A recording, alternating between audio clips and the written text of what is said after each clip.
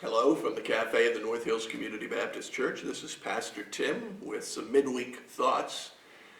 This week I've been thinking about and reading about Jesus' miracles, and there are so many of them. When my church gave me a Bible for the first time when I entered third grade, it had in the back a whole listing of the miracles of Jesus, and I was reading some of them. John chapter 11, where Jesus raises Lazarus back to life. There's the story in John 9 where Jesus heals a man, a grown man who's been blind all his life, and suddenly he can see. And there's that wonderful story in Matthew 8 when they're on the Sea of Galilee and the storm comes up and the disciples are afraid the boat's going to sink and Jesus is sleeping.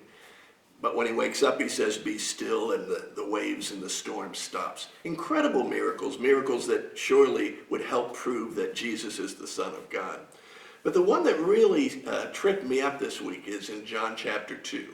It's the first miracle Jesus ever performed, and you may remember what that is.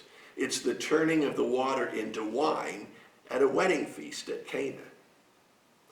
Now, I have to tell you, I had the privilege of teaching third and fourth graders for years with Linda here in the church, and I'll never forget the day we taught this particular miracle, because as we talked about the miracle that Jesus turned the water into wine, I asked the question, so what does that make you think? Because the answer obviously was that, well, Jesus must be God. But one little girl said, well, when you have a wedding, it's a good idea to invite Jesus. That's a great thing to take away from it. But the more I pondered about that particular miracle, the more I thought, if you were going to perform your first miracle, wouldn't your first miracle right out of the box be something amazing, stupendous, that would spread the word everywhere, like raising Lazarus from the dead? But in this miracle, the only people who even knew that it happened were Jesus, his mother, and a couple of servants who took the jars. Why? And I wonder sometimes if that first miracle isn't a sign to us that sometimes the miracles happen right under our nose and we don't see them. When I thought about that again Saturday morning, God gives me a well-timed bout of insomnia every once in a while. So about 4:30 Saturday morning, when I couldn't sleep, I walked downstairs. It wasn't light, but it was that dawn light. And I looked over, I went out onto the deck. It was cool, but I watched as the light kept increasing and the sun was rising. And I thought to myself, this is a miracle that happens every day. Now, you all know that the earth rotates on its axis at 1,000 miles per hour, so in 24 hours we have a new day.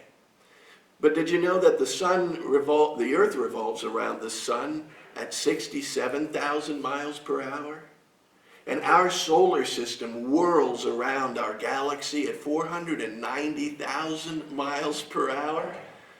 And even more stupendous and kind of scary is the idea that all the galaxies in our neighborhood are moving towards something called the Great Attractor at the speed of 600 miles per second.